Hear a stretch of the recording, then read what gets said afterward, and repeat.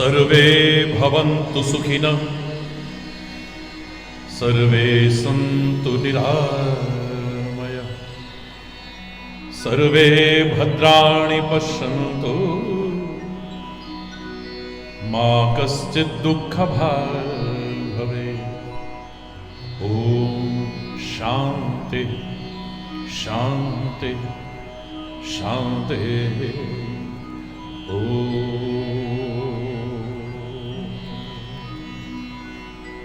त्वमेव माताश्च पिता त्वमेव बन्धुश्च सखा त्वमेव विद्या द्रविणं त्वमेव सर्वं मम देव देव। ॐ शान्ति शान्ति शान्ति।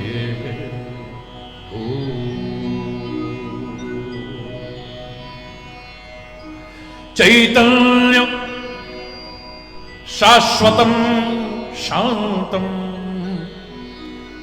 व्योमातीतं निरञ्जनं नादबिन्दुकलातीतं तस्मै श्री गुरवे नमः।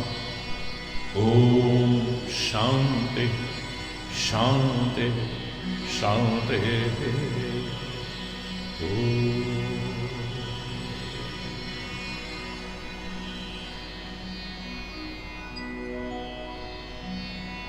हरि बोल हरि बोल हरि बोल मना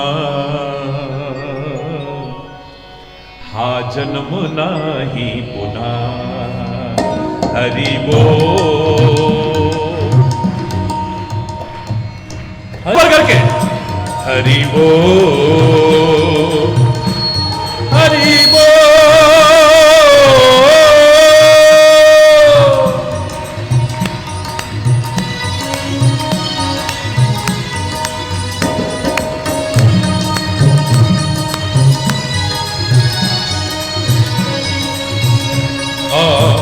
जन्म नाही हा जन्म आहे नाम स्मरणाचा हा जन्म नाही पुन्हा।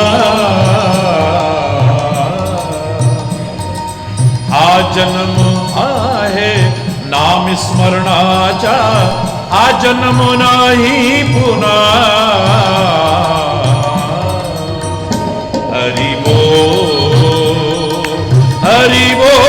हरि बोल मना आ जन्म नाही पुन्हा। हरि बोल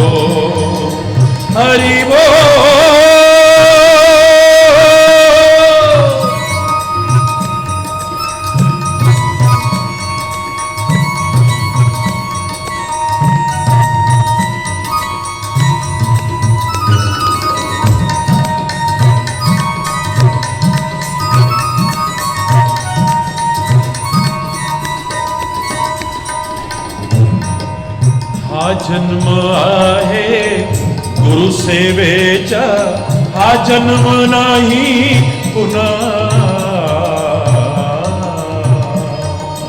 हा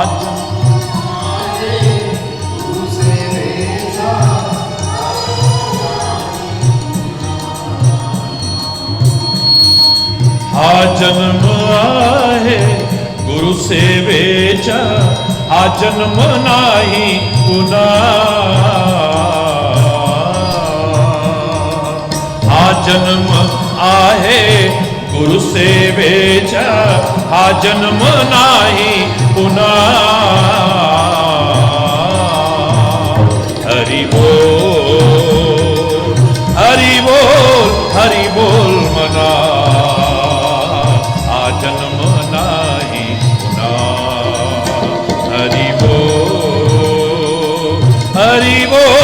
हरि बोल मना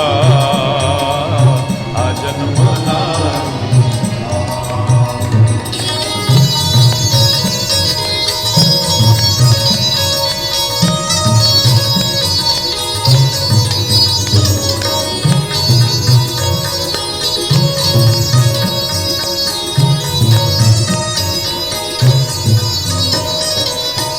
जन्म आहे सत्संगाचा, हा जन्म नाही पुन्हा, हा जन्म आहे सत्संगाचा, हा जन्म नाही पुन्हा.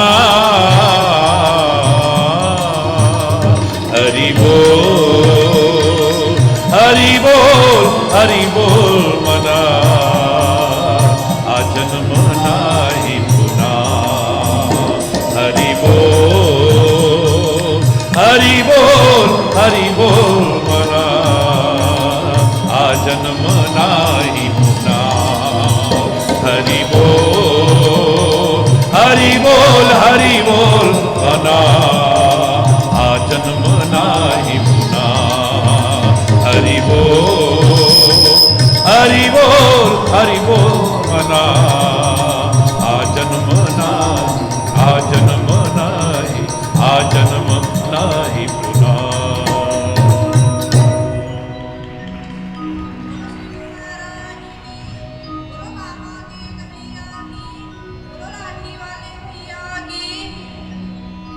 जय गणेश जय गणेश जय गणेश देवा, हे जय गणेश जय गणेश जय गणेश देवा. माता जागी पार्वती पिता महादेवा, माता जागी पार्वती पिता महादेव. जय गणेश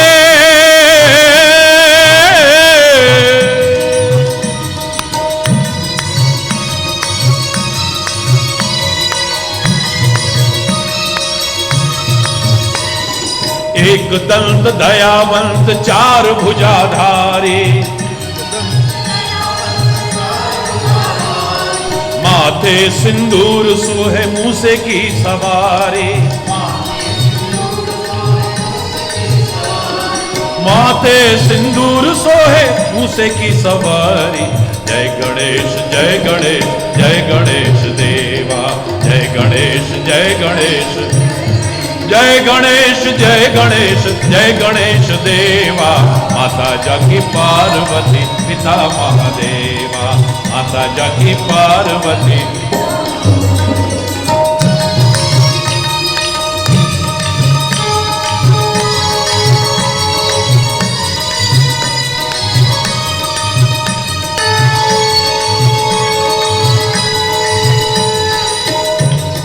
अंधन को आंख देत कोढ़िन को काया, बांझन को पुत्र देत निर्धन को माया, बांझन को पुत्र देत निर्धन को माया. जय गणेश जय गणेश जय गणेश देवा, जय गणेश जय गणेश. हे जय गणेश जय गणेश जय गणेश देवा. माता जागी पार्वती पिता महादेवा, माता जागी पार्वती पिता.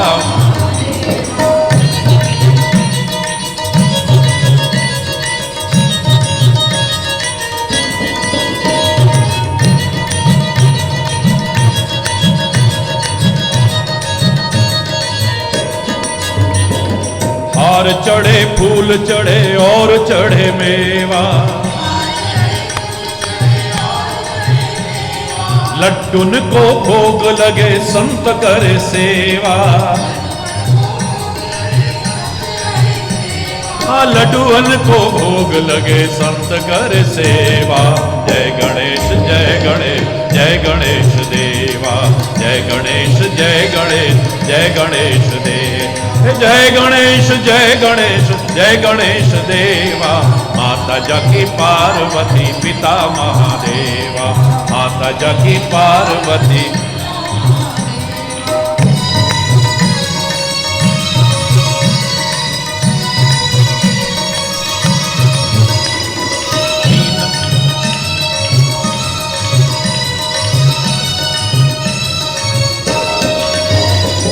दीनन की लाज रखो शंभु सुत वारी, कामना को पूर्ण करो जग बलिहारी, कामना को पूर्ण करो, हाँ कामना को पूर्ण करो जग बलिहारी। जय गणेश जय गणेश जय गणेश देवा, जय गणेश जय गणेश जय गणेश देवा। माता जाकी पार्वती, माता जाकी पार्वती, पिता महादेवा। जय गणेश जय गणेश जय गणेश देवा, जय गणेश जय गणेश जय गणेश देवा, जय गणेश जय गणेश जय गणेश।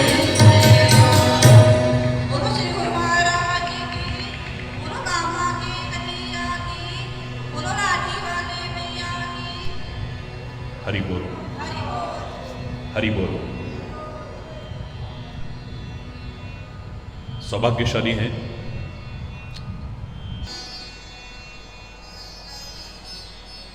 उस परम पिता परमात्मा की असीम अनुकंपा से ये सौभाग्यशाली क्षण प्राप्त हो रहे हैं।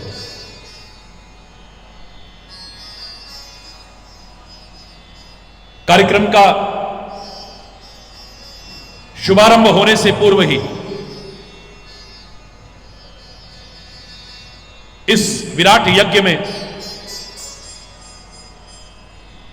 सभी देवों ने कृपा बरसाई है। जैसे ही यहां पहुंचे, सूर्यदेव के तो दर्शन बहुत दिन से सबको हो ही रहे थे। मंद मंद मंद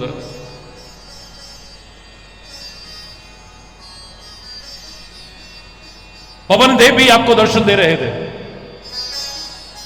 और जैसे ही नगर में प्रवेश हुआ, इंद्रदेव ने भी वर्षा करके अपनी प्रत्यक्ष हाजिरी लगाई है।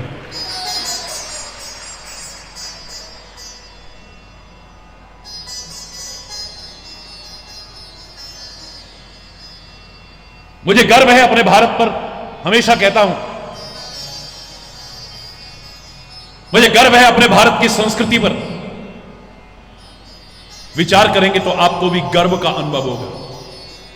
आई am proud to be an Indian.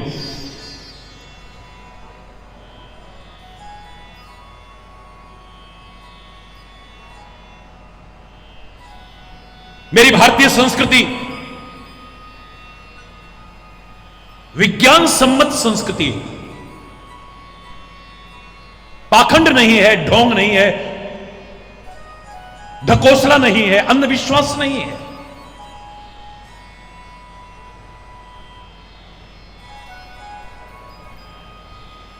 इसे अंधश्रद्धा कहकर के अपनी बुद्धि का परिचय देते हैं लोग। हरि बोल। अपनी अल्पज्ञता का, अपनी अज्ञानता का परिचय देते हैं।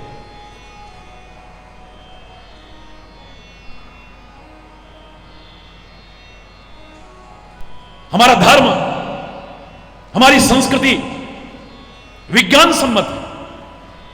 और याद रखना, मैंने हमेशा कहा है, धर्म से जब विज्ञान दूर होता है तभी ढोंग, पाखंड और अंधविश्वास, रूढ़िवादिताओं को बढ़ावा मिलता है।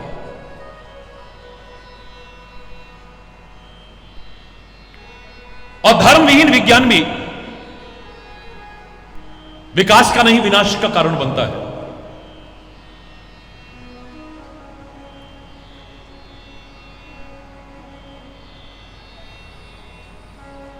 जब जब धर्म से विज्ञान दूर हुआ है तभी ढोंग आता है, पाखंड आता है, अंधविश्वास आता है, रूढ़िवादिताएं आती हैं।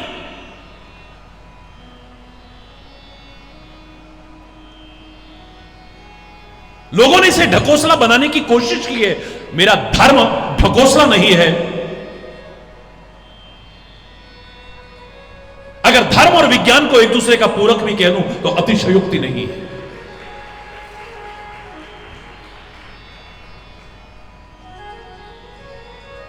बहुत वर्ष पहले, कई दशक पहले, जब मैं भारत की पैदल यात्रा कर रहा था 1982 में, किसी व्यक्ति ने भारतीय संस्कृति का मजाक उड़ाते हुए, हमारे देवों का मजाक उड़ाते हुए कुछ अपशब्द कहे थे। और मैं गर्व से कह सकता हूं कि जिस व्यक्ति ने कहे थे, आज उसके घर में गणपति बप्पा का पूजन होता है। क्या कार्टून जैसे देवी देवता है। अखबार में, मैगजीन में एक कार्टून भी आता है, उसे बड़े ध्यान से देखते हो, और कार्टूनिस्ट क्या कहना चाहता है उस पर ध्यान होता है तुम्हारा। लेकिन भगवान वेदव्यास ने हमारे देवों के इतने सुंदर रूप हमारे सामने रखे, इतने प्रेरक रूप हमारे सामने रखे। सीखना चाहते तो जिंदगी संवर जाती तुम्हारी। यह खाली ढकोसला नहीं है। गणपति बप्पा, मैंने आपसे कहा था आज शुभारंभ है इस यज्ञ का, और शुभारंभ के प्रतीक गणेश बन चुके हैं। श्री गणेश हो रहा है। आज हम गणेश जी के उस दिव्य स्वरूप की चर्चा करेंगे जिसकी पूजा आपने हमेशा की है, स्तुति हमेशा की है, नमन हमेशा किया है, लेकिन शायद ये सिखाना क्या चाहते हैं इस पर कभी ध्यान नहीं दिया है। मेरा चैलेंज है, ये जानने के बाद अगर आप गणपति का स्मरण करेंगे, पूजन करेंगे, वंदन करेंगे, आपके काम में कोई विघ्न आ जाए, हरि चैतन्य को आकर के पकड़ लीजिएगा।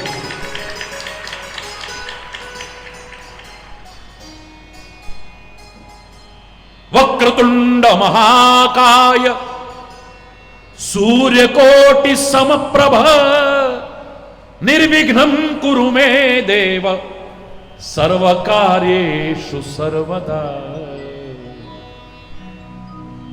कोई भी कार्य ऐसा नहीं है जिसमें विघ्न टिक जाए। निर्विघ्नं कुरु मे देव सर्वकार्येषु सर्वदा, सब कार्यों।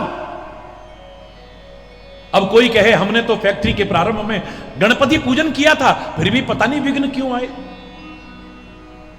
हमने तो मकान में प्रवेश करते समय गणपति पूजन किया था, फिर भी पता नहीं विघ्न क्यों आया। हमने तो फलाना कार्य शुभारंभ करते समय गणपति का पूजन किया था, फिर विघ्न बाधा क्यों आए। जब पूजन चल रहा था, भारतीय संस्कृति का वो महान विधान चल रहा था, क्या आपसे कहा गया था अब भगवान गजानन का ध्यान करो? कहा था या नहीं कहा था? बोलो। जरूर कहा होगा। ध्यान कीजिए। और जब हम किसी का ध्यान करते हैं उसका स्वरूप हमारे सामने आता है या नहीं आता है? जिसका हम ध्यान करते हैं उसका स्वरूप हमारे सामने आता है कि नहीं? और जब उसका स्वरूप सामने आता है उसका जीवन भी हमारे सामने आता है या नहीं? बोलो ना। आता है। और जब जीवन सामने आता है, उस जीवन से क्या प्रेरणा मिलती है, क्या संदेश मिलता है, क्या उपदेश मिलता है, वो भी आता है। और नहीं आता है तो आना चाहिए, कि मैं आपसे कह रहा हूं। भगवान गजानन का जब स्मरण किया गया, सबसे पहले पूजन किया गया, कभी आपने सोचा इसके बारे में कि इनका सबसे पहले पूजन क्यों होता है? कई कथाएं हमें मिलती हैं, लेकिन सबसे प्रमुख कथा, इन्होंने अपने माता पिता का सम्मान किया था। अपने तेज चलने वाले वाहनों पर सारे देवी देव आगे बढ़े, लेकिन मूषक पर सवार होकर मेरा गणपति बप्पा मोरया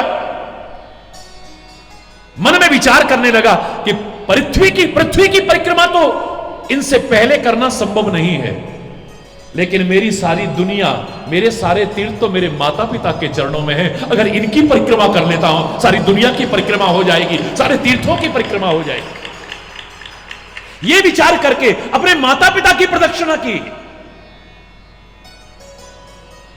पूजित हो गए ना, सबसे पहले पूजा कर रहे हो, ये जानते हुए इन्होंने मां बाप का सम्मान हुआ, आज इस सम्मान के योग्य बने हैं। अगर हम भी अपने माता पिता का सम्मान करेंगे, अपने आई बाबा का सम्मान करेंगे, तो हमारे भी जीवन में हमें क्या मिलेगा, सोचा भी नहीं होगा। आप कोई भी कार्य प्रारंभ करो, सबसे पहले परमात्मा का स्मरण करके, अपने बड़ों के आशीर्वाद लेकर के करो, देखना कितने विघ्न और बाधाएं टल जाएंगे। आप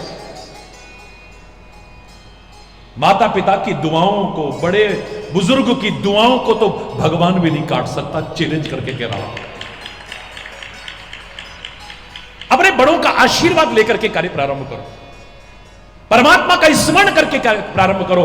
दूसरी जो कथा मिलती है, भगवान गजानन ने खाली राम नाम लिखा और उसकी परिक्रमा लगा दी, सारी दुनिया की परिक्रमा हो गई।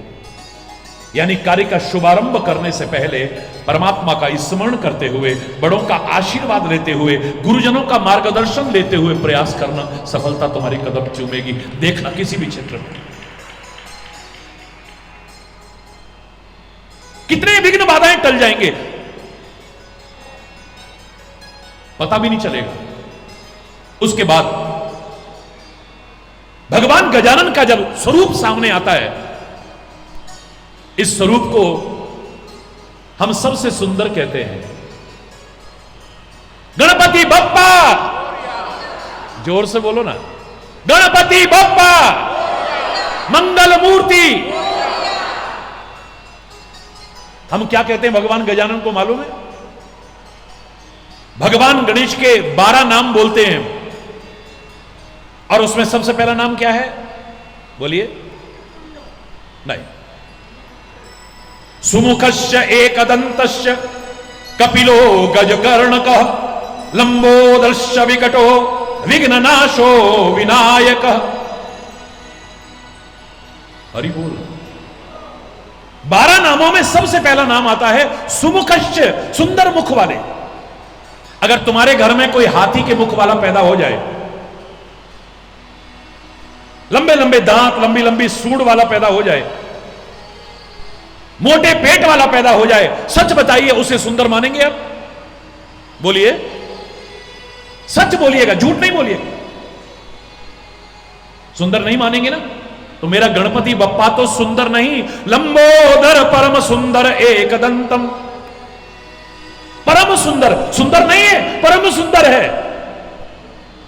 अरे बाहर आपकी शक्ल कैसी है ये इतना महत्वपूर्ण नहीं है, लेकिन आपका आचरण कैसा है, आपके कर्म कैसे हैं, आपका स्वभाव कैसा है, आपके दिव्य गुण कैसे हैं, आपकी दिव्यताएं कैसी हैं, इसका महत्व है। आपका सौंदर्य बाह्य सौंदर्य से नहीं है, आपके आंतरिक सौंदर्य से। आप गोरे हैं या काले हैं इतना महत्वपूर्ण नहीं है, आप छोटे साइज के हैं या बहुत लंबे हैं इतना महत्वपूर्ण नहीं है, आप सुंदर हैं या असुंदर हैं बाहर के लोगों की निगाह में इतना महत्वपूर्ण नहीं है, लेकिन आपका अंतर कैसा है। हरि बोल रहा, जोर से बोलो ना। बाहर का भी महत्व है, लेकिन बाहर और अंदर दोनों। पूजन प्रारंभ करने से पहले कहा था, ओम अपवित्र पवित्रो वा सर्वावस्थांगतोपि वह यस्मरेत पुंडरीकाक्षम सवाह्य अभ्यंतरः शुचि। खाली बाहर की पवित्रता नहीं, अंतर की भी पवित्रता लोगे, फिर देखो क्या मिलता है। तो आंतरिक पवित्रता को लेकर के बैठ, मन में गंदगी भरी हो, मन में विकार भरे हो। एक बार जोरदार ताली, इंद्रदेव भगवान फिर से पहुंच गए। मैंने आप लोगों ने प्रार्थना की थी कि महाराज जी इस बार 9 जून से 12 जून औरंगाबाद संभाजी नगर में कार्यक्रम होना चाहिए। आपका प्यार अपनी जगह था, इस भूमि का प्रभाव अपनी जगह था, लेकिन इस भूमि के दर्द ने भी मेरे हृदय में एक कसक पैदा की। यहां पर जो सूखा देखने को मिल रहा था, जो किसान पीड़ित हैं, जो लोग पीड़ित हैं, त्राही त्राही मची हुई है। मैंने यही कहा था, इस बार यज्ञ वहां होगा और वहां पर पानी का पूरी तरह से अभाव समाप्त हो जाएगा ईश्वर की कृपा से। हम परमात्मा से प्रार्थना कर रहे हैं, और सच्चे हृदय की प्रार्थना को परमात्मा न सुने ऐसा हो ही नहीं सकता है कभी। मराठवाड़ा सहित हमारे जो देश के विभिन्न भाग सूखा पीड़ित हैं, परमात्मा की कृपा हो। हरि बोल, जोर से बोलो, और जोर से बोलिए, दोनों हाथ उठा करके।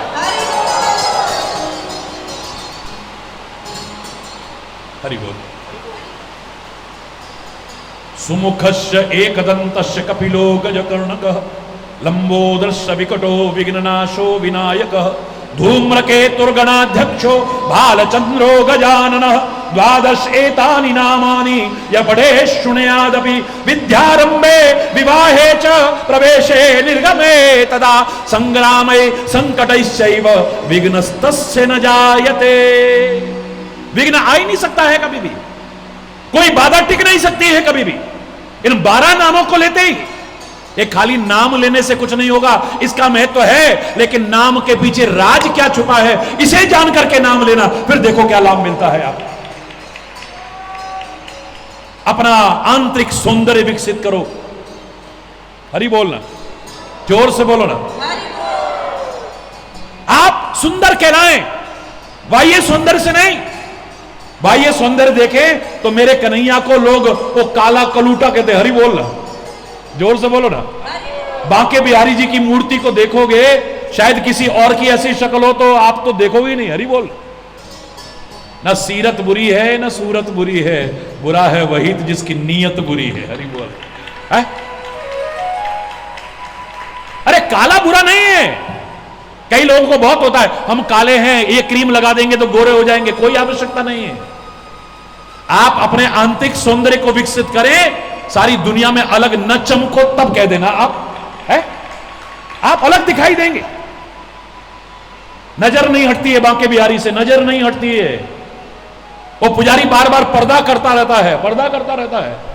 हरि बोल रहा है। आप काले को इतना बुरा क्यों मानते हो? आज कोई कह रहा था मेरे से, तब कह रहा हूं, आप काले को इतना बुरा क्यों मानते हो? अरे हम कितने भी गोरे हैं, अगर हमारी आंख गोरी होती तो इसमें आंख में काला ना होता ना। तो हरि बोल, जोर से बोलो रहा है। हम कितने भी गोरे हैं, अरे आंख भी हमारी गोरी होती है अंदर से, ये काला ना होता आंख में तो देख पाते? बोलो ना। बाल काले ना रहें तो इन्हें काले करने की कोशिश करते हो। हरि बोल, जोर से बोलो ना। ये काले अच्छे लगते हैं, कितना भी सुंदर मुख हो उस पर एक तिल हो, कितना प्यारा लगता है। लेकिन किसी शरीर के ऊपर गोरा निशान हो जाए, सफेद निशान हो जाए, तब कैसा लगता है? हरि बोल, आपको अच्छा नहीं लगता है ना?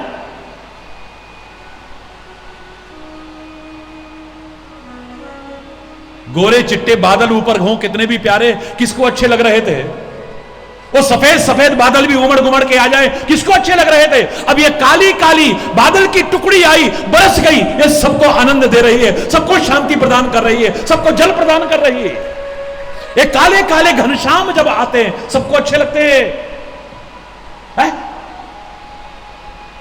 मेरा गणपति बप्पा मोरया बहुत सुंदर है, सुंदर नहीं अति सुंदर है, परम सुंदर है, एक दंतम,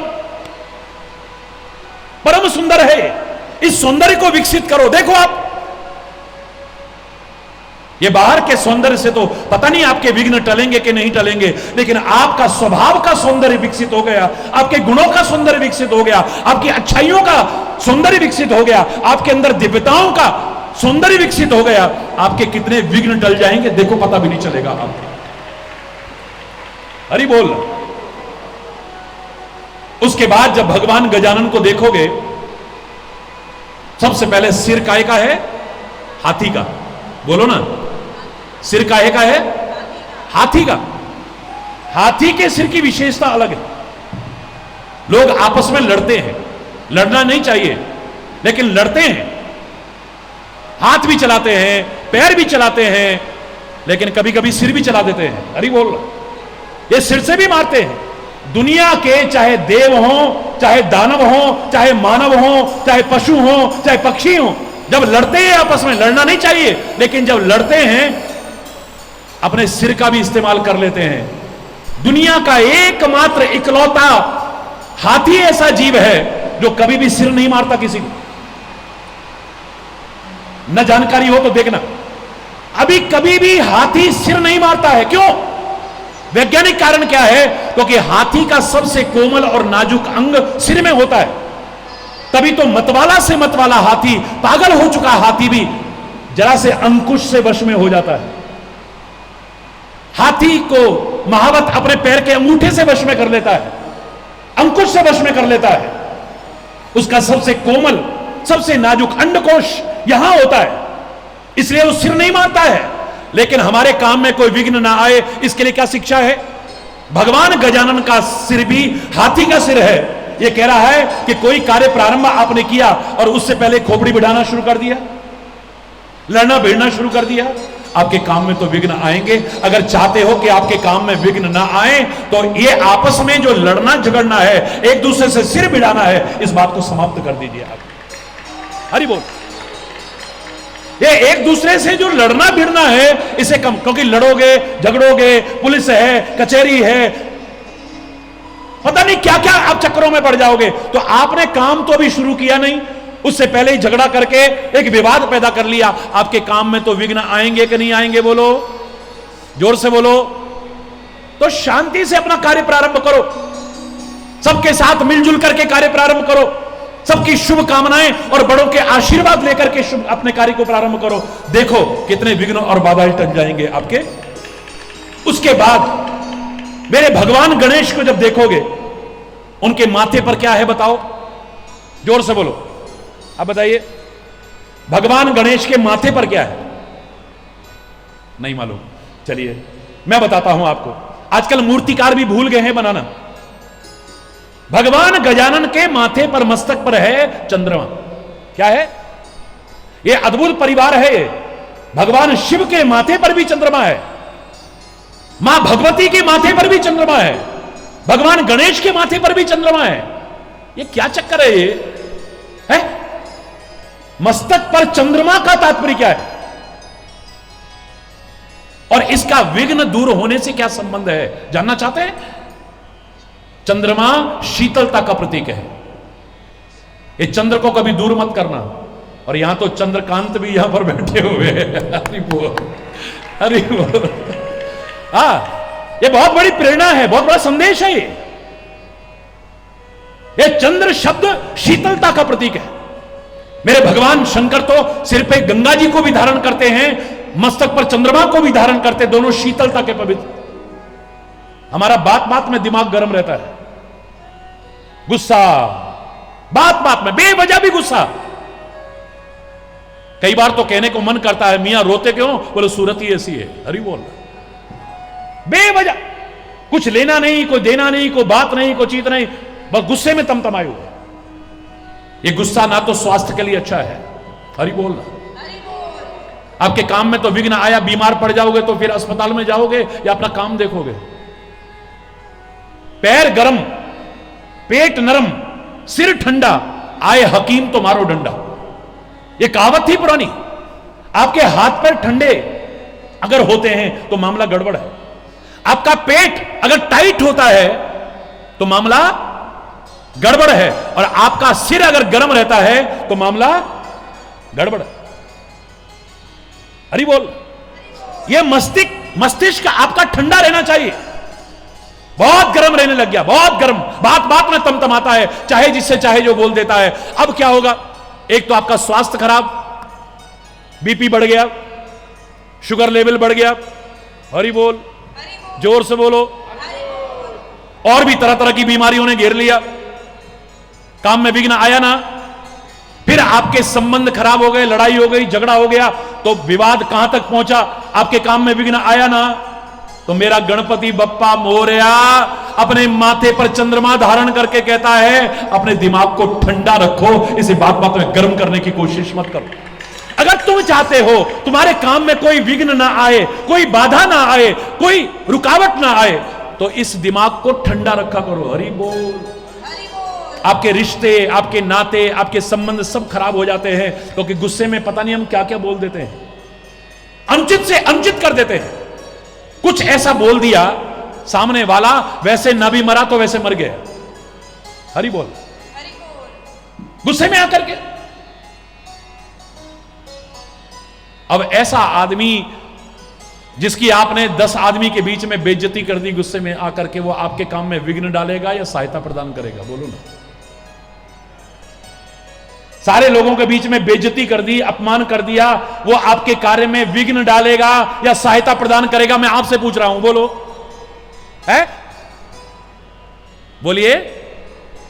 विघ्न डालेगा ना, तो फिर भगवान गजानन सिखाना चाहते हैं, अपने माथे को ठंडा रखा करो, मस्तक पर चंद्र को धारण करो, तब देखो आप आने। मैं नहीं कह रहा, द्वादश नाम में आपने बोला है, सुमुखस्य एकदंतस्य कपिलो गजकर्णक लंबोदरस्य विकटो विघ्ननाशो विनायक धूम्रकेतुर गणाध्यक्षो भालचंद्रो गजानन। भाल पर क्या है? चंद्रमा है। मस्तिष्क को ठंडा रखो, शीतल, फिर देखो आप कितने विघ्न बाधा ही टल जाएंगे आपके। उसके बाद जब भगवान गणेश को देखेंगे हम, तो उनकी आंखें नजर आती हैं, दुनिया में सबसे विलक्षण है। मेरे भगवान गणेश की आंखें भी हाथी की आंखें, जितना बड़ा शरीर है उसके अनुपात में सबसे छोटी आंखें होती हैं, सबसे छोटी। और आंखों की विशेषता दुनिया में सबसे विलक्षण है। एक मानव की आंखों में दो लेंस जो हैं, अंदर का लेंस और बाहर का लेंस, इनका अनुपात ऐसा है कि सामने की चीज जितनी है उतनी ही दिखाई देगी। अगर कम या ज्यादा दिखाई देती है, आंख में कोई दोष आ गया है, आपको अलग से लेंस लगाना पड़ता है, चश्मा लगाना पड़ता है? आपको चश्मा लगाना पड़ता है। इसका तात्पर्य आपके लेंस में कहीं कमी आ गई। मानव के आंखों के दोनों लेंसों का अनुपात इतना है कि सामने की चीज जितनी है उतनी नजर आती है। उल्लू की आंखों का दोनों लेंसों का अनुपात ऐसा है कि उसे प्रकाश की सन्निधि में दिखाई नहीं देता है। लेकिन हाथी की आंखों में दोनों लेंसों का अनुपात दूरबीन की तरह है, उसे दूर की चीज भी नजदीक दिखाई देती है और छोटी चीज भी बहुत बड़ी दिखाई देती है। और मेरे भगवान गणेश ने अपनी आंखों को चुना है हाथी की आंखों को, जिसकी विशेषता है सामने की चीज छोटी भी बड़ी दिखाई दे और दूर की भी नजदीक दिखाई दे। वैज्ञानिक आधार तो यह था, प्रकृति का आधार तो यह था कि हाथी का शरीर सबसे बड़ा शरीर है। यह शरीर के अभिमान में आकर के छोटे जीवों को अपने पैरों तले रोंदता ना चला जाए। इसको सामने का छोटा सा जीव भी बड़ा दिखाई दे। लेकिन शिक्षा क्या है, प्रेरणा क्या है, संदेश क्या है, उपदेश क्या है कि सामने वाले को कभी छोटा मत समझो।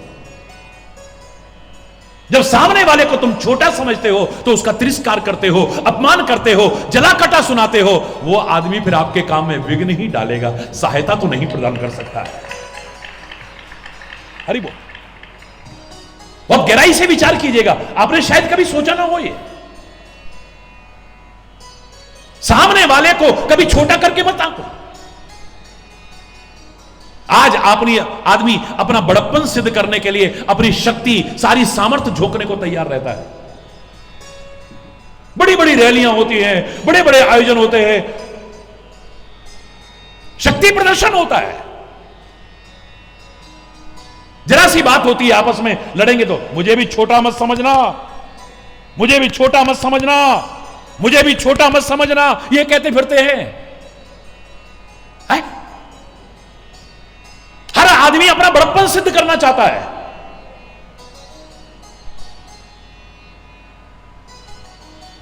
अपने कार्यों से बड़ा बनता है, बड़ा समझने से कोई बड़ा नहीं बन जाता है। बड़ा खाते हैं आप घर में भी, उसको पहले दाल को दलते हैं, उसके 2 टुकड़े करते हैं, पानी में गलाते हैं, उसका छिलका उतारते हैं, उसकी खाल उतारते हैं, फिर उसे पीसते हैं, छोटे छोटे टुकड़े करते हैं, खौलते हुए तेल में डालते हैं। इतने पर सब्र नहीं आया, बीच में छेद कर देते हैं, तब बड़ा बनता है। बड़ा कहते हैं उसको अधिकांश जगह पर। लेकिन जब बड़ा बन जाता है वो अपने आप को बड़ा नहीं समझता है। दही में डाल दो तो दही बड़ा, सौंठ में डाल दो तो सौंठ बड़ा, कांजी में डाल दो तो कांजी बड़ा, ये बड़ा वो बड़ा, लेकिन मैं बड़ा नहीं हूं। यही विशेषता है। अपने आप को बड़ा नहीं समझता है।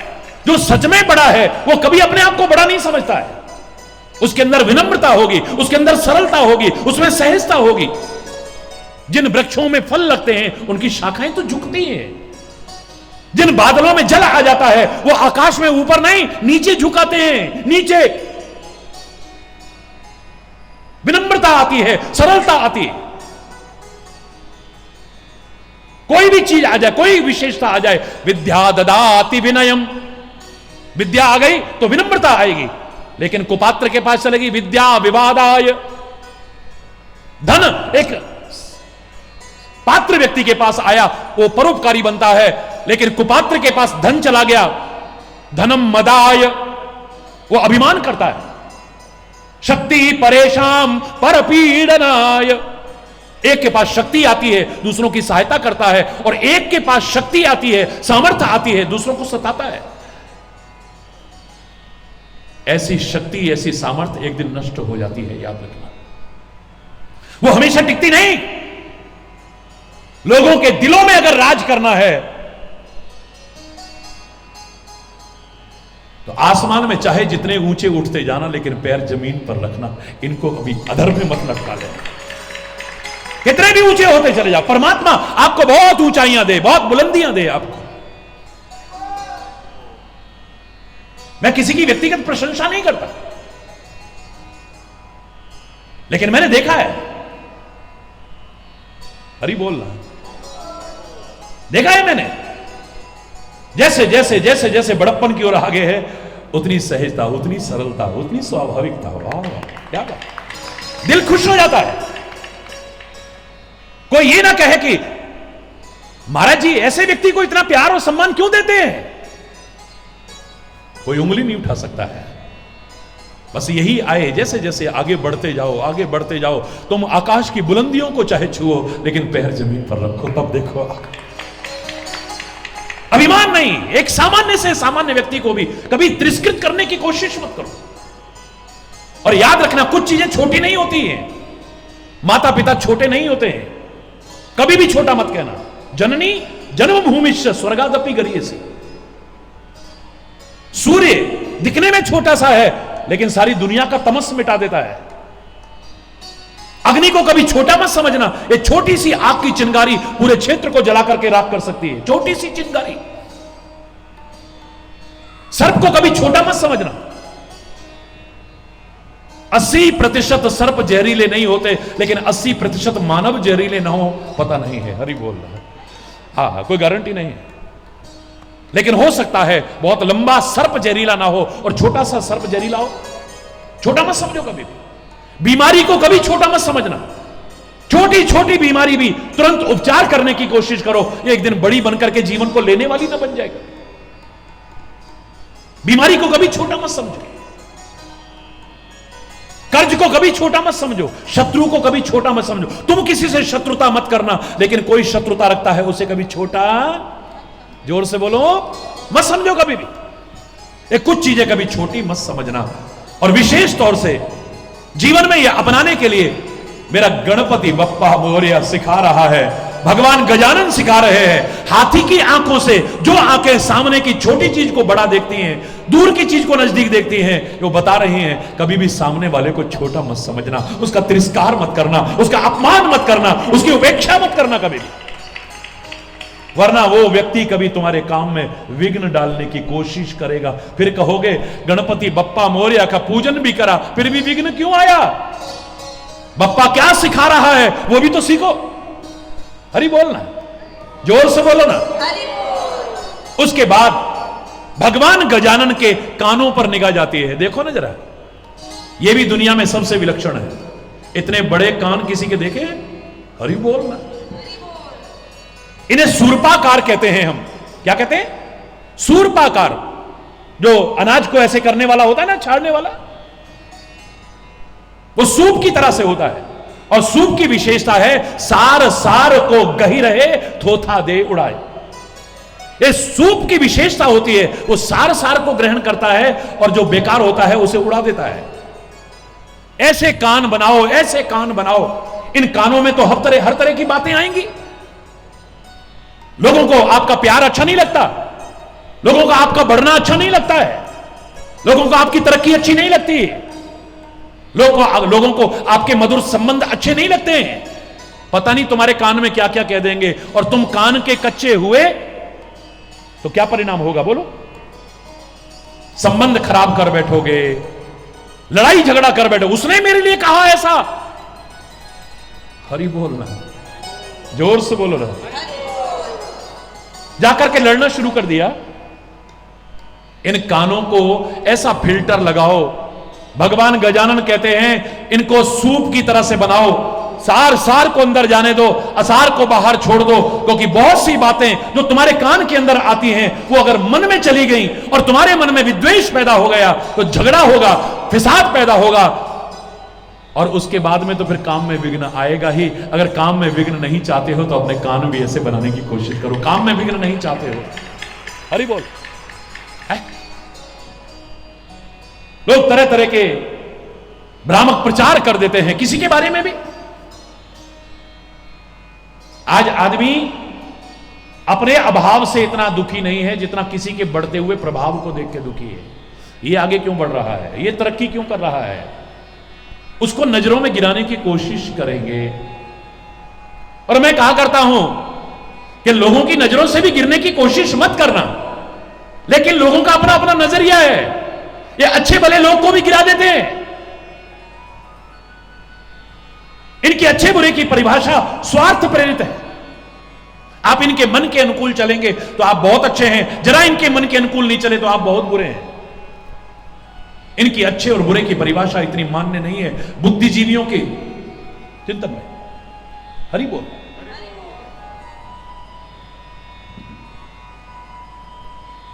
दुनिया की निगाह में भी गिरने की कोशिश मत करना, लेकिन अगर एक बार वहां से गिर भी गए ना तो उबर जाओगे, लेकिन आत्मा, महात्मा या परमात्मा की नजर में कभी गिर गए तो फिर कभी उबरने की संभावना नहीं रहेगी। इसलिए प्रभु से प्रार्थना करते रहो, नजरों से गिराना ना, चाहे जितनी सजा देना, नजरों से गिराना ना, चाहे जितनी सजा देना, नजरों से जो गिर जाए वो मुश्किल ही संभल पाए। दुनिया की नहीं, तेरी नजरों से जो गिर जाए वो मुश्किल ही संभल पाए। ऐ मेरी आत्मा, ऐ मेरे सदगुरु और महात्मा, ऐ परमात्मा, जो तेरी नजर से गिर जाता है उसकी उबरने की फिर कभी संभावना नहीं है। याद करो, मैंने एक छोटा सा उदाहरण सुनाया था। समुद्र पर सेतु का निर्माण हो चुका है। आजकल लोग कहते ताजमहल प्यार की निशानी है। हरि बोल। क्या बुद्धियों पर तरस आता है। अरे प्यार की निशानी देखनी है तो मेरे राम की देखो ना।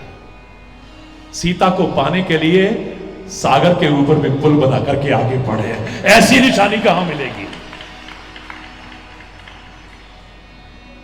और अंतरिक्ष से फोटो खींच करके देखा है, आज भी जो उसके अस्तित्व पर उंगली उठाते थे अब उनकी जबान बंद हो गई है। पूरा पुल दिखाई दे रहा है। वाह,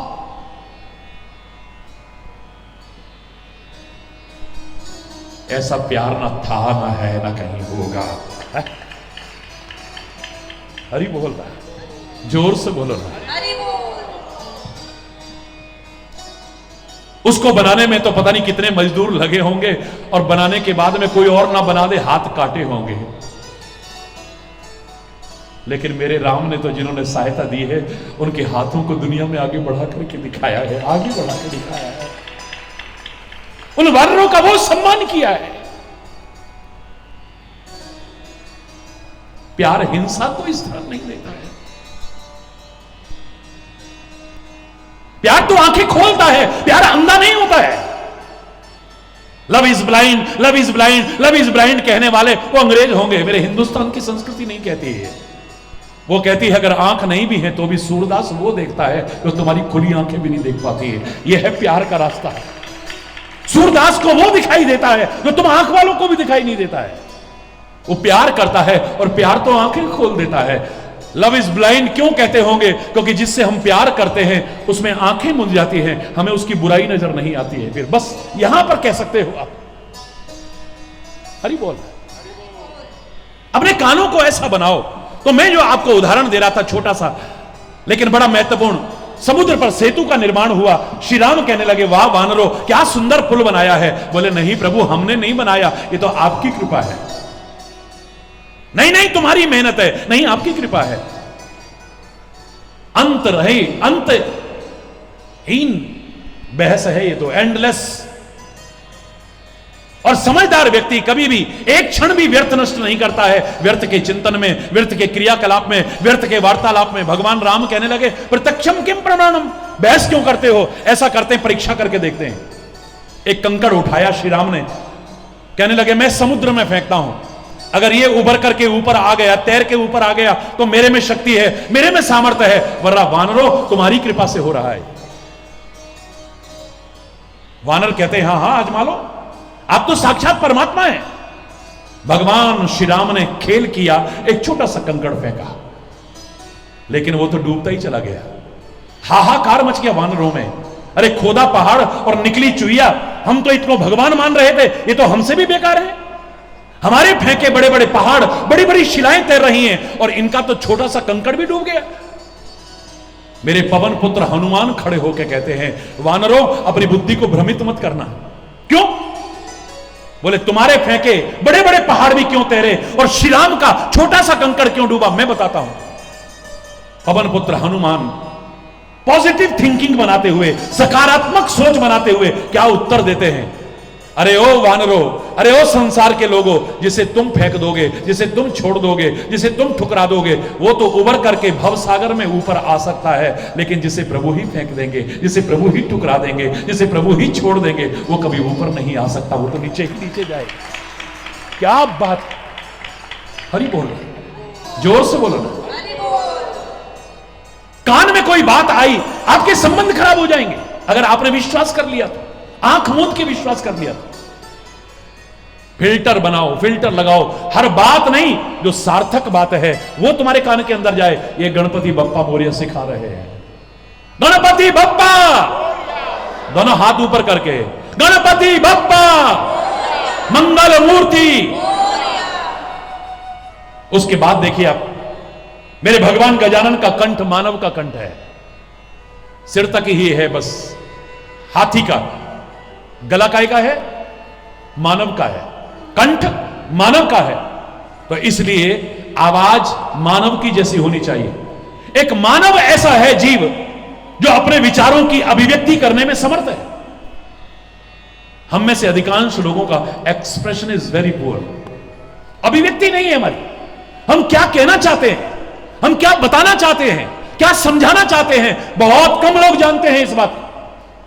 कहना कुछ चाहते हैं, लोग क्या समझ जाते हैं पता ही नहीं चलता है। मैंने कहा था इस धरती पर स्वर्ग उतर जाए अगर 3 चीज आपको आ जाए तो, पहला हमें ठीक से रहना आ जाए। बोलो, हमें ठीक से, सारे बोलिए, हमें ठीक से रहना आ जाए। दूसरी बात, हमें ठीक से अपनी बात कहना आ जाए। और तीसरा, जहां जरूरी हो वहां सहना आ जाए, यहां स्वर्ग उतर जाएगा। चैलेंज करके कह रहा हूं, हमें रहना नहीं आता है। आज अंतरिक्ष में रहना आ गया हमें नाज है अपनी बेटी कल्पना चावला पर, हमें नाज है अपनी भारतीय मूल की सुनीता विलियम्स पर, जिन्होंने कीर्तिमान स्थापित करके दिखाया है, भारत का झंडा अंतरिक्ष में भी लहरा करके दिखाया है। जोरदार तालियों से स्वागत कीजिए।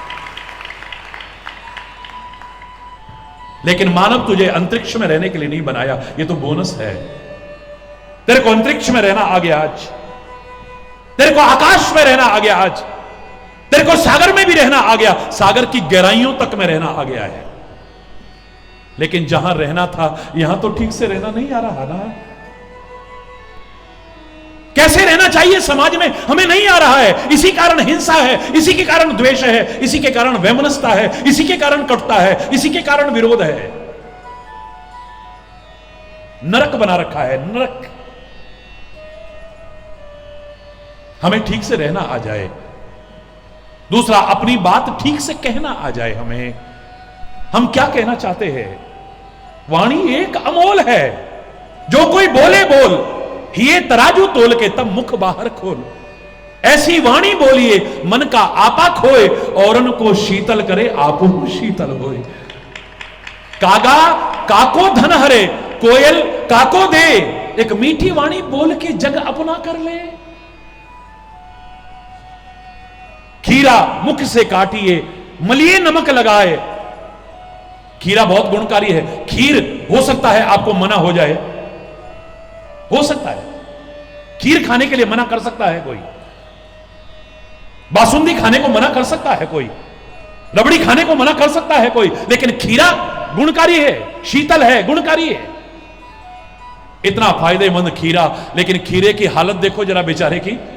पहले उसका मुंह काटते हैं, देखा कभी? मुंह को काटते हैं, और इतने पर सब्र नहीं है, कटे पर नमक लगाते हैं। इतने पर सब्र नहीं आता, चाकू से ऐसे करते हैं। इतने पर सब्र नहीं आता, उसे रगड़ते हैं, उसका झाग निकाल देते हैं, उसके बाद फिर काटते हैं उसे। क्यों? क्योंकि इसका मुंह बड़ा कड़वा है। बस जिनका मुंह कड़वा है उनकी यही दुर्दशा होती है, देख लो आप। खीरा मुख सो काटिए, मलिए नमक लगाए।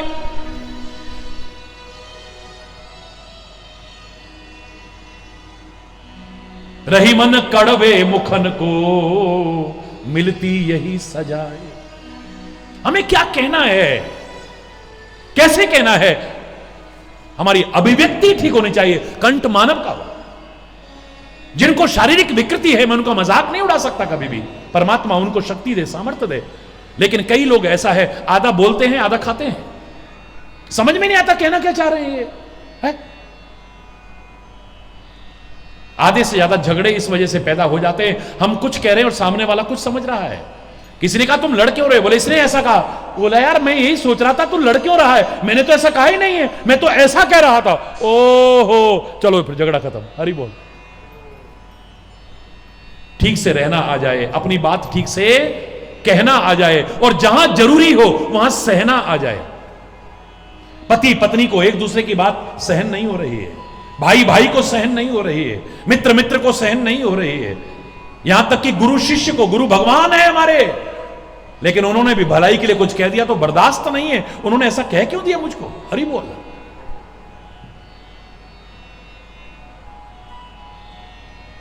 सहन नहीं है अंदर। जहां जरूरी है वहां सहना आ गया। मैं चैलेंज करके कहता हूं, यहां स्वर्ग जैसा वातावरण हो जाएगा।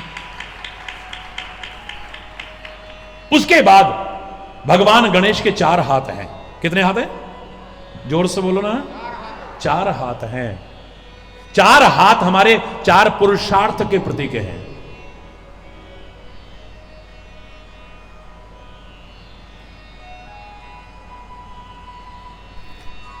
चार पुरुषार्थ, अर्थ, धर्म, काम और मोक्ष, ये मानव जीवन के रहते इन चारों को प्राप्त कीजिए आप। लेकिन भगवान गणेश के सबसे पहले हाथ में है अंकुश। देखो ध्यान से,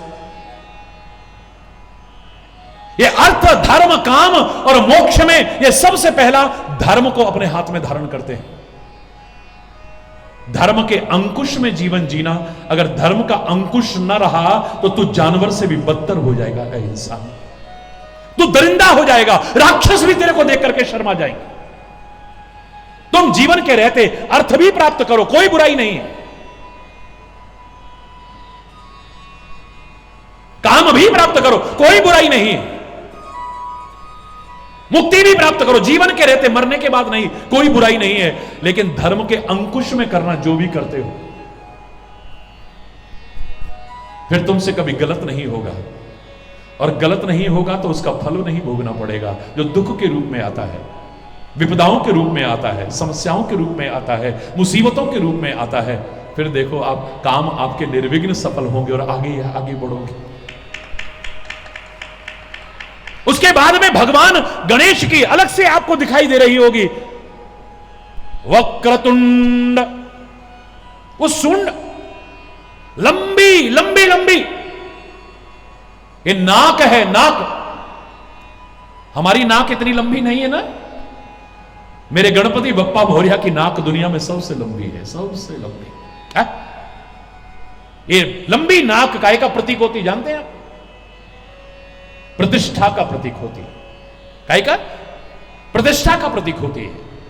जो प्रतिष्ठा के विपरीत कार्य करते हैं, आचरण करते हैं, उनको तो हम कहते हैं यार इसने तो नाक कटवा ली अपनी, हाय हाय हाय क्या किया इसने, ये उसकी नाक छोटी हो जाती है। लंबी नाक प्रतिष्ठा का सूचक है। यानी दुनिया में ऐसे कार्य करो कि संसार में तुम्हारी प्रतिष्ठा हो। जब तुम्हारी प्रतिष्ठा होगी तो हर कोई तुमसे अपना नाम जोड़ने की कोशिश करेगा। और जब हर कोई नाम जोड़ने की कोशिश करेगा तो विघ्न कौन डालेगा? जिनकी प्रतिष्ठा होती है उनसे दूर दूर से भी लोग अपना संबंध जोड़ने की है। एक आम आदमी से कौन रिश्ता जोड़ता है? सगे मामा जी भी हैं पर बेचारे मजदूर हैं, 10 लोगों में बताने में शर्म आती है ये हमारे मामा जी हैं, ये हमारे चाचा जी हैं, ये हमारी ताई है। गरीब फटे हाल को कौन बताता है?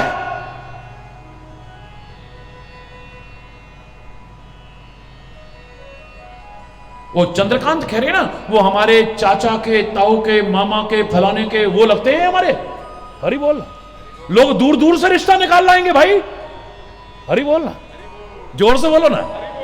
अरे एक इन्हीं की नहीं कह रहा मैं, जिनकी संसार में कोई प्रतिष्ठा है, कोई स्थान है, उनसे अपना नाम जोड़ने की लोग कोशिश नहीं करते। बोलो राष्ट्रपति ओ हो फोटो लगा के अपने घर में लगा लेते हैं, पार्टी अध्यक्ष अपने घर में फोटो लगा लेते हैं। हरी बोल। फलाने मंत्री उनके साथ मेरे को अच्छी तरह जानते हैं, चाहे किसी प्रोग्राम में चलते चलते वैसे ही वो तैयार रख के रखा हुआ, उससे फोटो खिंचवा लिया खाली। हरी बोल। जिनकी कोई प्रतिष्ठा है उससे हर कोई नाम जोड़ने की, तो जितने लोगों ने नाम जोड़ने की कोशिश की वो आपके काम में विघ्न नहीं डालेंगे। तो कुछ ऐसा करो जो तुम्हारी संसार में प्रतिष्ठा हो, लोग तुमसे नाम जोड़ने की कोशिश करें तो तुम्हारे उतने ही काम में विघ्न टल जाएंगे। चैलेंज करके कह रहा हूं मैं, अतिशयोक्ति नहीं कर रहा हूं। एक छोटा सा उदाहरण मुझे याद आता है। एक बुजुर्ग आकर के रोने लगे, महाराज जी मेरा तो मर जाने को मन करता है। क्यों क्यों मरने को मन करता है? इतना अनमोल जीवन मिला है। हा जन्म नहीं पुनः, ये द्वारा थोड़ी मिलेगा भाई है? ये जन्म बार बार मिलने वाला नहीं। क्यों तुम्हारा मरने को मन करता है? बोले महाराज जी मैं मजदूर हूं लेकिन मैंने फिर भी अपने बेटे को पढ़ाया लिखाया, तो इसमें क्या मरने की बात है? महाराज जी वो इंस्पेक्टर बन गया, फिर मैंने कहा मरने की क्या बात है? बोले महाराज जी यहीं पास के थाने में आ गया है, तो और अच्छी बात है। बोले महाराज जी आगे तो सुनिए, इतने दिन से मैं मिला नहीं था, आज पहली बार मिलने गया मैं वहां। जब वहां मिलने गया, सर्दियों के दिन थे, ठंडा मौसम था, धूप में बैठे हुए धूप सेक रहे थे। एक पुलिस वाले ने मेरे को देखा, मुझे फटे हाल को देख करके बोले हे क्यों खड़े हो यहां पे, चले। पता नहीं पहले तो आया नहीं, ना उसने प्रणाम किया, ना अभिवादन किया, ना उठ करके मिला मेरे से। लेकिन अब उसने जरूर कहा अरे नहीं नहीं खड़े रहने दो, खड़े रहने दो, खड़े रहने दो। ये सच्ची घटना बता रहा हूं। अरे नहीं नहीं खड़े रहने दो इसको। तो वो पुलिस वाला पूछता है क्या तुम इसको जानते हो? बोले महाराज जी इसको सुनने के बाद आप बताइए मरने को मन करेगा कि नहीं? कहता है मैं हमारे घर का नौकर है, पिता को कह रहा है, इससे ज्यादा और क्या होगा? मेरे रोंगटे खड़े हो जाते हैं। आज हमने संबंधों को कितना गिरा दिया है। क्या मेरा गणपति बप्पा मोरया अपने वक्रतुंड से आपको नहीं सिखा रहा कि अपने कुछ ऐसे कार्य करो तुम्हारी प्रतिष्ठा हो, और जब तुम्हारी प्रतिष्ठा होगी हर कोई तुमसे नाम जोड़ने की कोशिश करेगा, कौन विघ्न डालेगा तुम्हारे कार्य में? वरना कोई पहचानेगा भी नहीं तुम्हें। कीड़े मकड़ों की तरह कितने आते हैं, कितने चले जाते हैं। प्रतिवर्ष एक ऑस्ट्रेलिया पैदा करता है भारतवर्ष। ऑस्ट्रेलिया की जितनी पॉपुलेशन है, जितनी जनसंख्या है, भारत में उतने लोग प्रतिवर्ष पैदा होते हैं। कितने लोग जान पाए मेरे बच्चों? कुछ ऐसा करो जो तुम्हें लोग श्रद्धा और प्यार से याद करें हमेशा। मजा तब है, जीते जी भी तुम्हें लाभ मिलेगा और न रहने के बाद भी तुम्हें लाभ मिलेगा। मैं तो कहता हूं तुम्हारा जीवन की सार्थकता तब है जहां तुम्हें पहुंचना है वहां लोग बेसब्री से इंतजार कर रहे हो तुम्हारा। हरि बोल। याद रखना, जहां तुम्हें पहुंचना है वहां बेसब्री से तुम्हारा इंतजार हो रहा हो।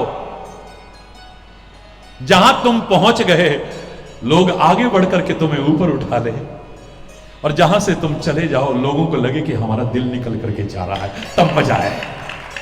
ये क्यों जा रहा है? क्यों हमसे दूर हो रहा है? कभी भी दूर ना हो हमसे, हमारी नजरों से दूर ना हो। बड़प्पन के काम करो, प्रतिष्ठा के कार्य करो।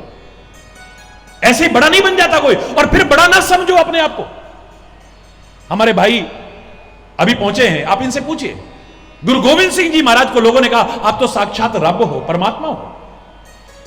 हा, वो महान पुरुष कहते हैं, मैं हूं परम पुरुष को दासा, देखने आयो जगत तमाशा, जे मो को परमेश्वर उचरई। वाह, क्या बात, क्या बात, क्या बात। हमें जरा सा किसी ने माला पहना दी, जरा सम्मान कर दिया, हम सोचते हैं हमसे बड़ा कोई है ही नहीं, हरि बोल। लेकिन वो साक्षात रब का रूप, परमात्मा का स्वरूप कह रहा है, मैं हूं परम पुरुष को दासा, मैं तो उसका दास हूं। देखने आया हूं जगत तमाशा, मैं तो संसार का तमाशा देखने आया हूं। और इससे बड़ी बात नहीं कह सकते, जे मोको परमेश्वर उचरई, जो मुझे परमेश्वर कहेंगे वो नरकों में जाएंगे। हरि बोल। उसके बाद भगवान गजानन का दांत दिखाई देता है। एक दंत दयावंत चार भुजाधारी, एक दंत दयावंत, एक दंत दयावंत चार भुजाधारी, एक दंत दयावंत चार भुजाधारी, एक दंत माथे सिंदूर सोए मूसे की सवारी। जय गणेश जय गणेश जय गणेश देवा, जय गणेश जय गणेश जय गणेश देवा, जय गणेश देवा। एक दांत भगवान गणेश के, आपको एक दांत दिखाई दे रहा है और अंदर बहुत सारे दांत, क्योंकि ये भी हाथी का है ना, तो हाथी के बाहर दो दांत दिखते हैं, अंदर अनेक दांत होते हैं।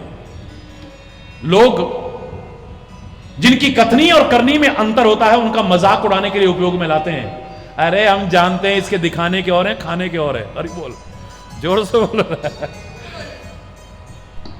हाथी के दो दांत होते हैं, लेकिन मेरे गणपति बप्पा मोरया का बाहर एक दंत। मैं कथा पर नहीं जा रहा, एक दांत कहां गया, अंदर अनेक दांत हैं। यहां पर क्या शिक्षा है, विघ्न टल जाएं इसके लिए क्या उपदेश है। अंदर आप सब जानते हो, लेकिन बाहर अगर दिखावा भी कई बार करना पड़े, बाहर अगर दिखावा भी करना पड़े, खास तौर से ऐसी स्थिति में जहां तुम्हारे दिखावा करने से युद्ध की स्थिति टल जाए, अशांति टल जाए, लड़ाई झगड़ा टल जाए, दंगा फसाद टल जाए, वहां अगर सत्य जानने के बाद भी छुपा जाओ तो कितने सारे विघ्न बाधाओं से बच जाओगे। हम जानते हैं, कोई व्यक्ति विदेश से आया, उसका विवाह भी हो गया, 3 बच्चे भी हो गए, अब विदेश से आया है, उसके मित्र सारे मिले। एक मित्र कहता है, अरे यार हम तो बहुत दिन से चाह रहे थे भाभी को देखें। अब आजकल की तरह तो साधन नहीं थे ना पहले, यहां तो अभी जो जो काम हो रहा है, एक एक सेकंड में सब फोटो पहुंच रहे हैं। अरे बोलना, पूरे वर्ल्ड में पहुंच रहे हैं। पहले नहीं था ऐसा साधन। 3 बच्चे हो गए, वो विदेश से आया, कहने लगा अरे यार बहुत दिन हो गए, कहां है भाभी, कहां है? बोले अंदर। अंदर से बुलाया उसको, देखते ही कहने लगा, अरे यार 1 मिनट इधर आना जरा। उधर ले गया, हाँ ये भाभी है, ये तो हमारे साथ कॉलेज में पढ़ती थी, ये तो अच्छे भले सुखी हैं बेचारे, 3 बच्चे हो गए, हंस रहे खेल रहे, आग लगा दी घर में। हरि बोलना। तुम जानते हो सत्य बोलना चाहिए, सत्यम ब्रूयात प्रियम ब्रूयात न ब्रूयात। ये शास्त्र ने जो नियम बनाया था, सत्य बोलो लेकिन प्रिय सत्य बोलो।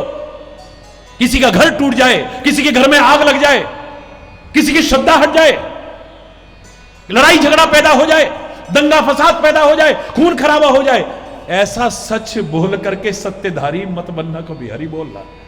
मेरे देश का सैनिक पकड़ा गया, दुश्मन के चंगुल में आ गया।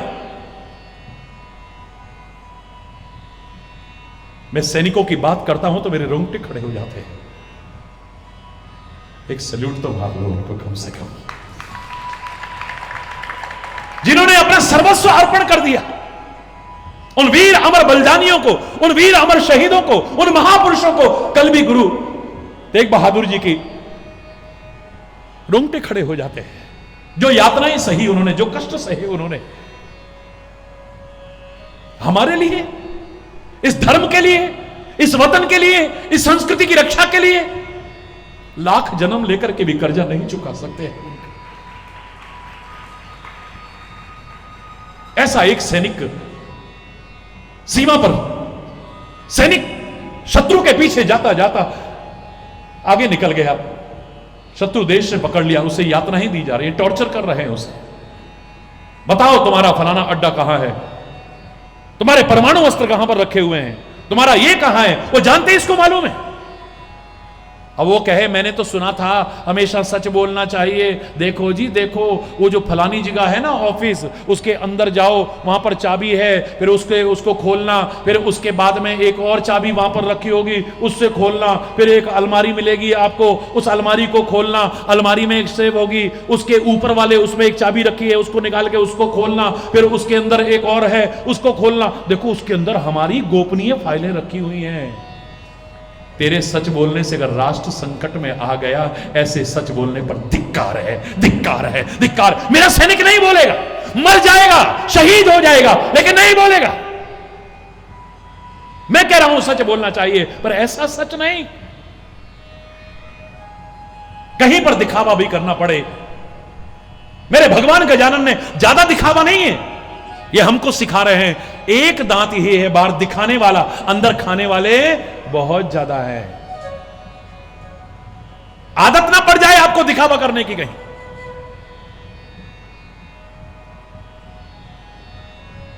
जिस तुम्हारे दिखावा करने से खून खराबा टल जाए, युद्ध की स्थिति टल जाए, संबंधों की गरिमा नष्ट होने से बच जाए, वहां पर दिखावा भी करना पड़े तो कर देना, कोई बुराई नहीं। हरि बोल, जोर से बोलना। मैं तो एक एक शब्द पर बोलूं, मुझे लग रहा है 4 दिन में यही पूरा नहीं होगा। हरि बोल, गणपति बप्पा। लेकिन मेरी आदत है समय की मर्यादा पालन, पंक्चुअलिटी बचपन से मेरे रोम रोम में बसी हुई।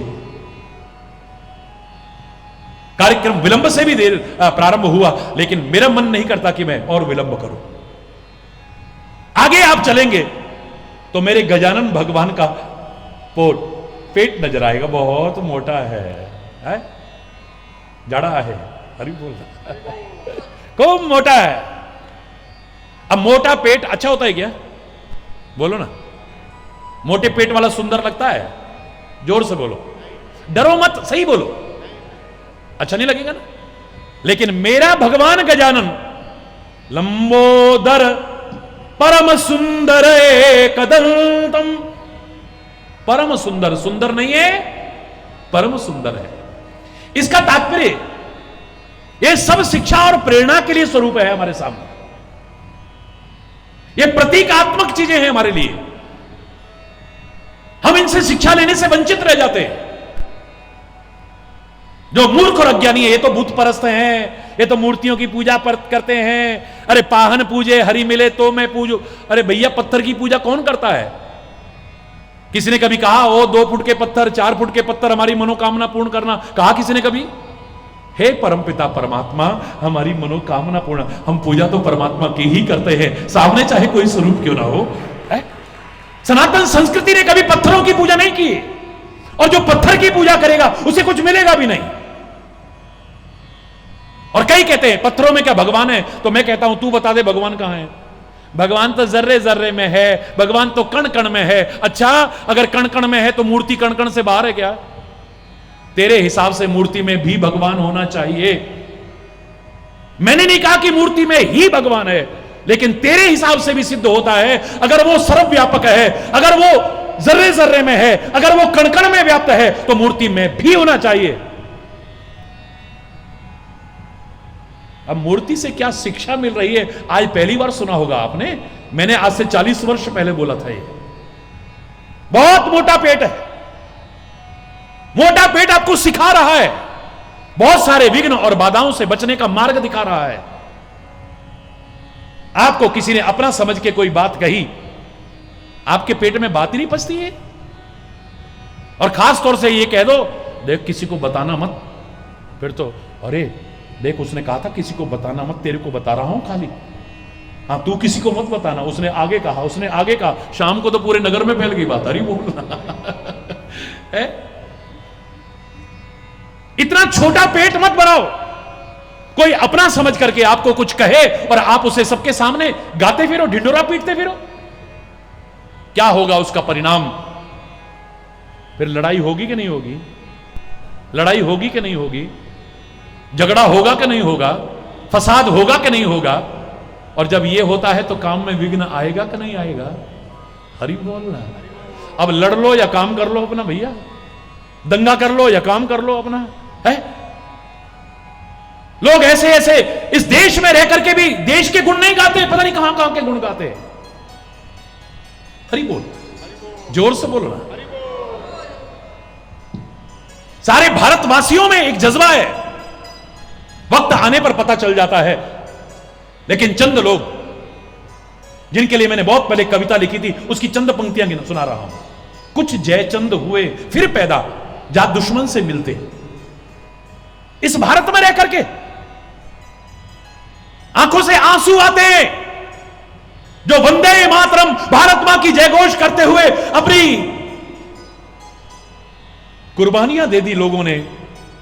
आज इस प्यारे भारतवर्ष में, आजाद कहलाई जाने वाले भारतवर्ष में लोग इस पर प्रश्न चिन्ह उठा रहे हैं, भारत माता की जय क्यों बोली जाए, वंदे मातरम क्यों बोला जाए? इससे बड़ी शर्म की बात और क्या हो सकती है?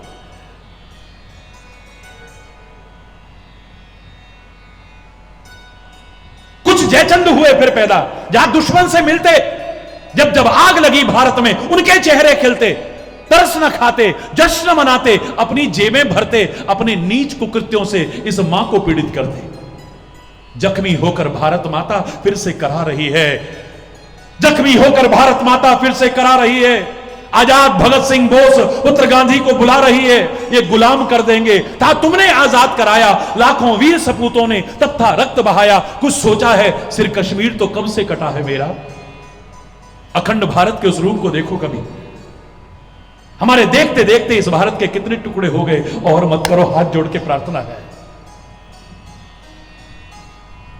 भारत माता की जय घोष करने वालों, आज जो स्वरूप रह गया है, ऐसे लगता है सिर कटा हुआ है। कश्मीर के बारे में आप क्या कहें कश्मीर के बारे में? कश्मीर भारत का अभिन्न अंग था, अभिन्न अंग है और अभिन्न अंग रहेगा, कोई रोक नहीं सकता है। बच्चा बच्चा कहेगा, दूध मांगोगे तो और कश्मीर मांगोगे तो चीर दे। कुछ सोचा है सिर कश्मीर तो कब से कटा है मेरा, और पूरा पश्चिम हाथ कटे हैं, सारा वस्त्र फटा है मेरा। और न काटो और न बांटो और न जख्म बढ़ाओ तुम, थोड़ी भी यदि लाज है बाकी, मुझ मां की लाज बचाओ तुम।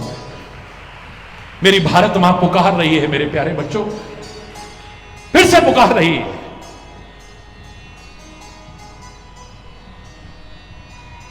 ये पेट अगर छोटा हुआ, प्रतीकात्मक, बड़ा पेट ना हुआ, इसमें कोई बात नहीं पची, और जाके कहा लड़ाई झगड़ा हो जाएगा, काम में विघ्न आएंगे आपको। इतिहास याद कीजिए, कर्ण कोई साधारण योद्धा नहीं था, बहुत बड़ा योद्धा था।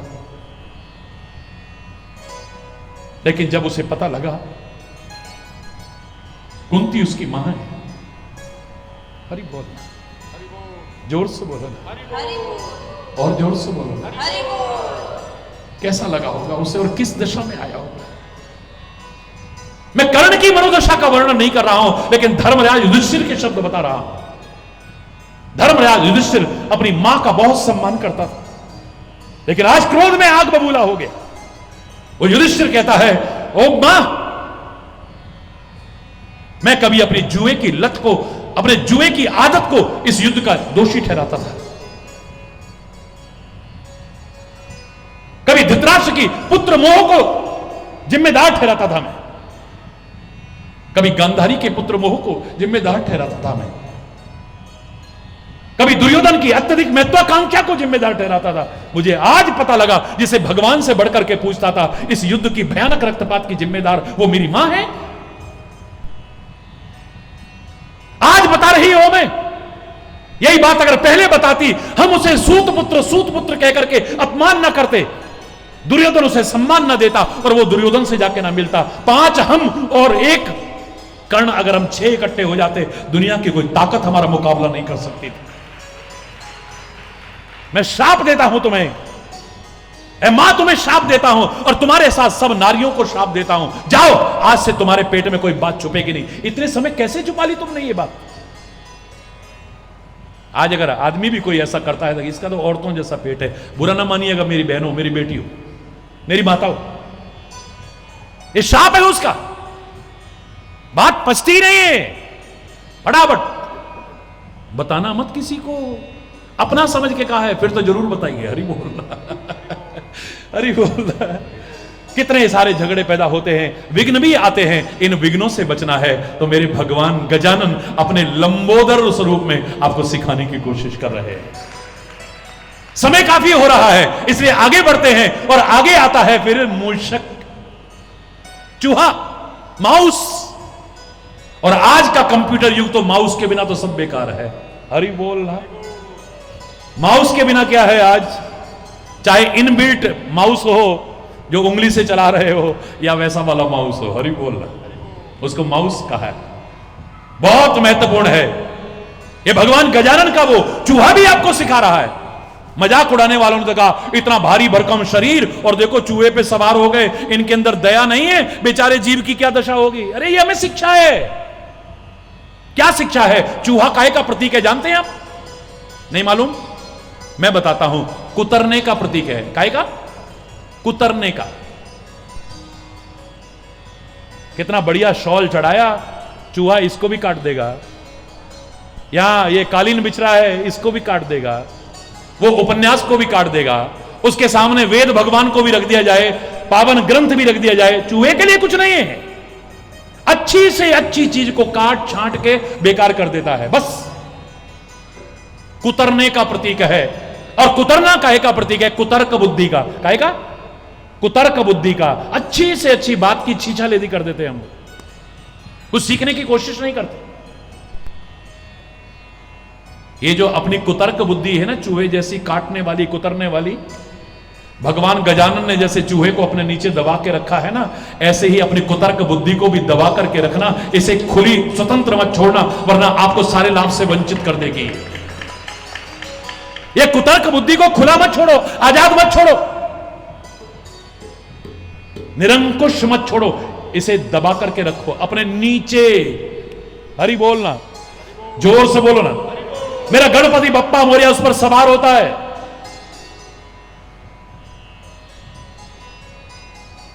अच्छी से अच्छी चीज को चाट छाट के बेकार कर दिया, बिल्कुल बेकार। लोग तो ले ये क्या है, भगवान को बताओ दया, भगवान को ये भी समझ में नहीं आई क्या करना है। अरे भगवान हमसे ज्यादा जानता है। गणपति बप्पा, गणपति बप्पा, मंगल मूर्ति। भगवान ज्यादा जानता है उसे क्या करना है, कब करना है, कैसे करना है, कहां करना है, किसके साथ करना, वो ज्यादा जानता है, हमें बताने की आवश्यकता नहीं है। राजस्थान में रेगिस्तान के अंदर एक व्यक्ति चला जा रहा था और गर्मी इतनी थी, भटक गया बेचारा, बुरा हाल, भूखा प्यासा, थका हुआ। अचानक उसे 4 पेड़ दिखाई दिए। याद रखना, जीवन में कम से कम कोई पेड़ लगाने की जरूर कोशिश करना। ये मैं आपसे खुले शब्दों में कह रहा हूं। हम कहीं गाड़ी ले जाएं तो देखते हैं कहीं पेड़ की छाया तो उसके नीचे खड़े। जिनको पेड़ की छाया के नीचे या छाया के नीचे गाड़ी लगाने की आदत हो ना, वो कम से कम जिंदगी में एक पेड़ जरूर लगाने की कोशिश करें। ये पर्यावरण का जो असंतुलन पैदा होता जा रहा है, बहुत दुखद स्थितियां ला रहा है। ये जो सूखा, बाढ़, सुनामी, भूकंप, ये हमारे सामने जो प्राकृतिक आपदाएं आती हैं, उन सब के जिम्मेदार हम हैं। हमने प्रकृति से छेड़छाड़ की है, हमने प्रकृति से खिलवाड़ की है, हमने प्रकृति के नियमों की अवहेलना की है, उसका दुष्परिणाम भोग रहे हैं। 4 पेड़ दिखाई दिए, बड़ा दिल खुश हुआ। धूप में जा रहे और पेड़ की छाया दिखे तो कैसा लगेगा बोलो? है? अच्छा लगता है ना? पेड़ के नीचे गया, पास में देखा तो एक छोटा सा खेत भी है और उसमें बड़े बड़े तरबूज, वाटरमेलन्स लगे हुए हैं, बड़े बड़े, क्या कहते हैं उसको? तरबूज है ना, तरबूज, इतने बड़े बड़े तरबूज लगे हुए हैं। चारों तरफ देखा कोई है नहीं, एक तरबूज तोड़ा, हाथ ऐसे मारा, तोड़ा, बीच में से खाया, प्यास भी मिटी, भूख भी मिटी, बड़ी शांति मिली।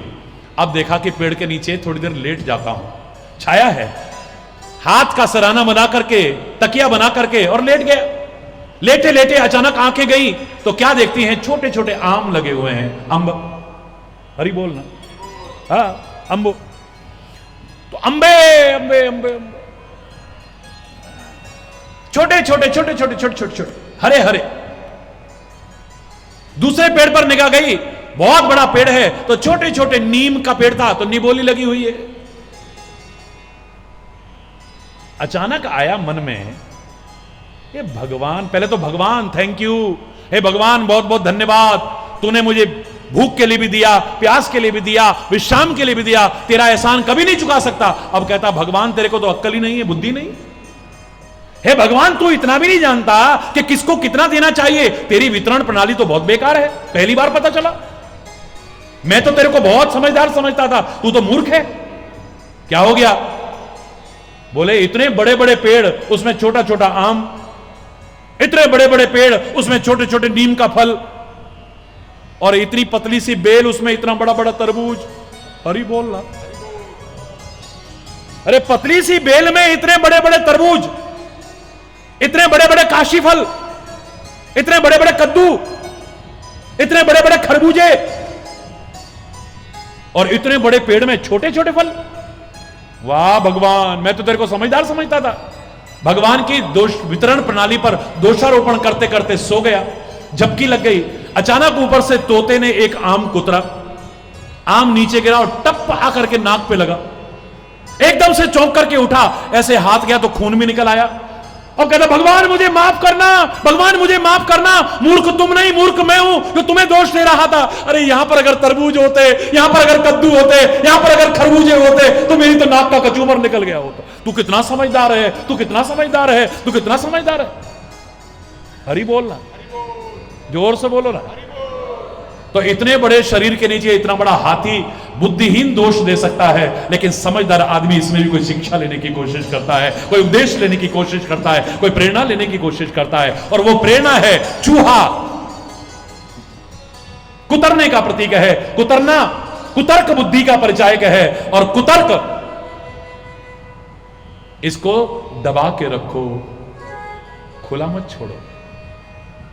ये कुतर्क बुझे, तर्क बुरी चीज नहीं है, ज्ञान पाना चाहो, भक्ति में तो तर्क की भी गुंजाइश नहीं है।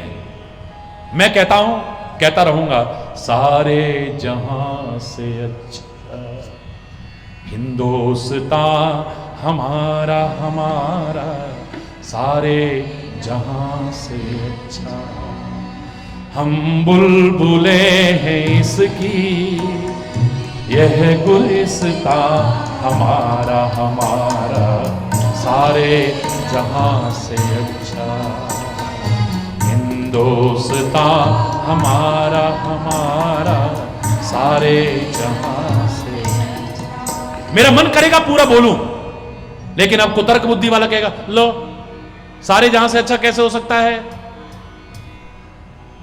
क्या न्यूजीलैंड बुरा है, ऑस्ट्रेलिया बुरा है, लंदन बुरा है, फलाना बुरा है, ये बुरा है, वो बुरा है? तू कुतर्क करता रहे, मैं फिर भी गाता रहूंगा, सारे जहां से अच्छा हिंदुस्तान हमारा हमारा, सारे।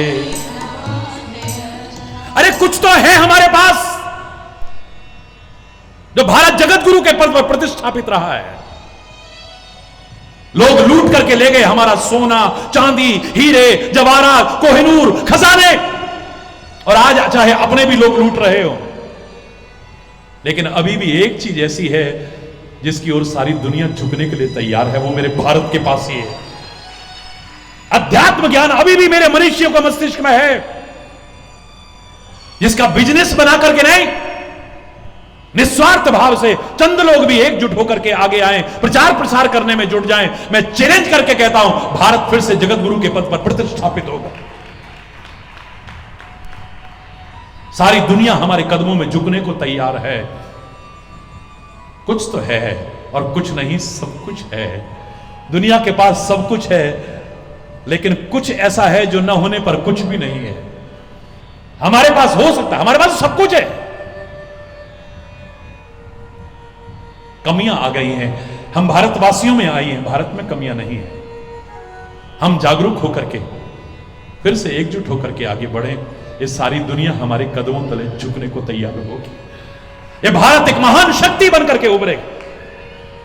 शक्तिशाली बनने की आवश्यकता है, पर आपस में लड़ते रहे, आपस में झगड़ते रहे, आपस में दंगा फसाद करते रहे, आपस में विरोध करते रहे, तो फिर कभी भी संगठित न होने के कारण एक महान शक्ति जो बन करके सारी दुनिया पर राज कर सकते हैं, उससे वंचित रह जाएगी।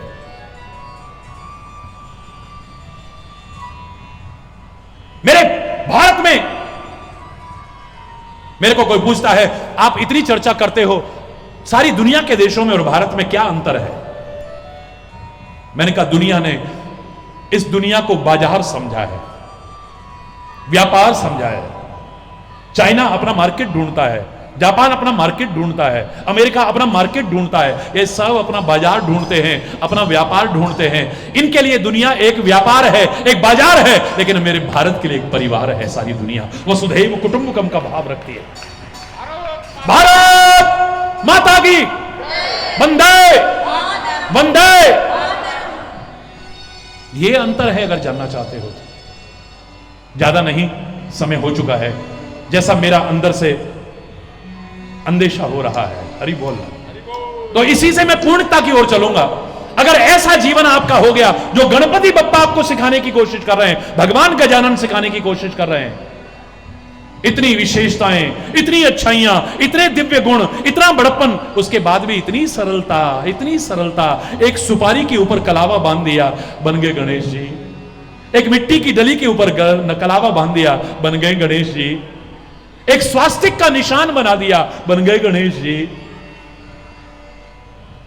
एक पान का पत्ता ऐसे रखा, पीपल का पत्ता रखा, 2-3 अंकुर ऐसे रख दिए, दुर्वांकुर, बन गए गणेश जी।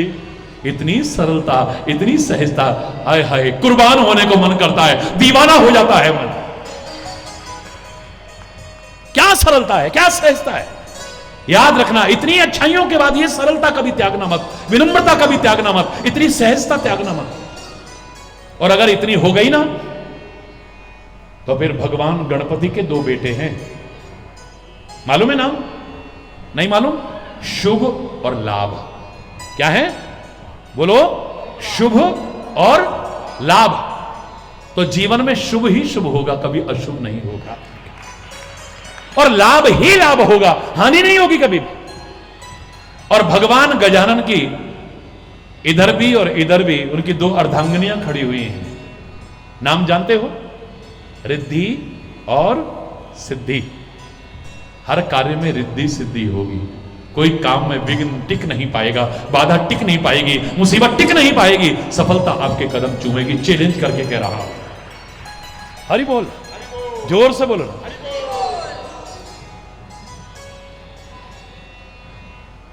जय गणेश जय गणेश जय गणेश देवा।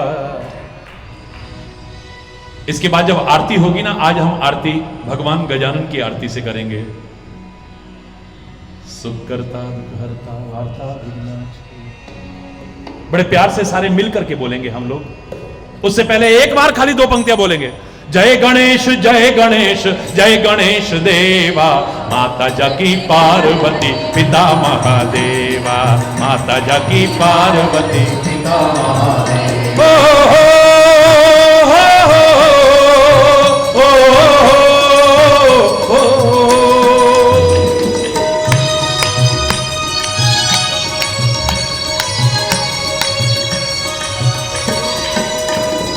एक दंत दयावंत 4 भुजाधारी,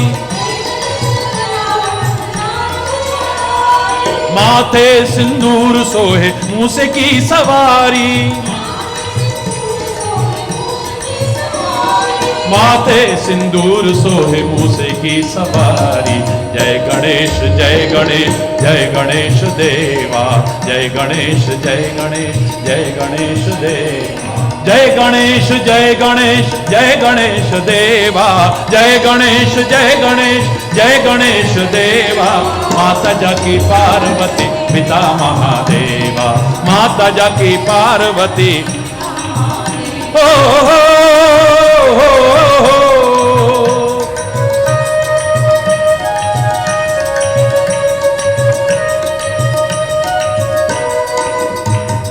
गणपति बप्पा,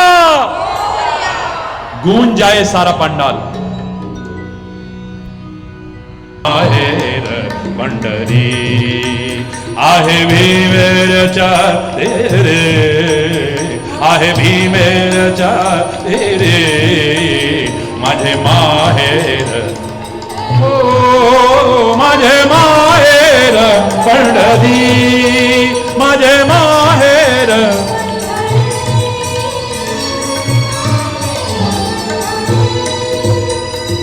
बाप आणि आई माझे विठ्ठल रखुमाई, बाप आणि आई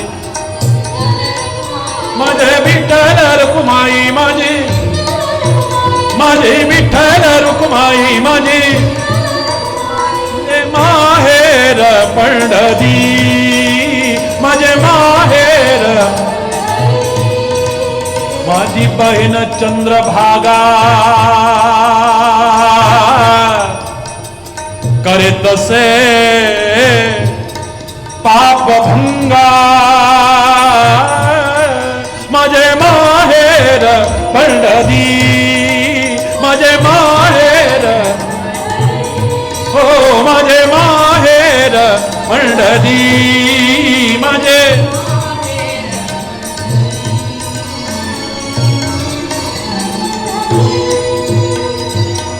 समय काफी हो चुका है, मन तो कर रहा है और बोलूं, लेकिन भगवान पंढरीनाथ के चरणों में प्रणाम। उस चंद्रभागा के किनारे पर, उस भीमा के किनारे पर विठ्ठल और रखुमाई के उस दिव्य स्वरूप की स्मृति आते ही क्या रोमांच होता है वो बताने की आवश्यकता नहीं है। हमारे रोम रोम में बसा है और कृपा है कि हमेशा हमारे रोम रोम में बसा रहे, बस। हरि बोल। सभी लोग बहुत ही प्रेम पूर्ण प्रार्थना। आरती के लिए मैं माता विघ्नाची पूर्वी पूर्वी प्रेम कृपा जयाची, सर्वांगी सुंदर होती सिंधराची, कंठी झलके माल मुक्ता।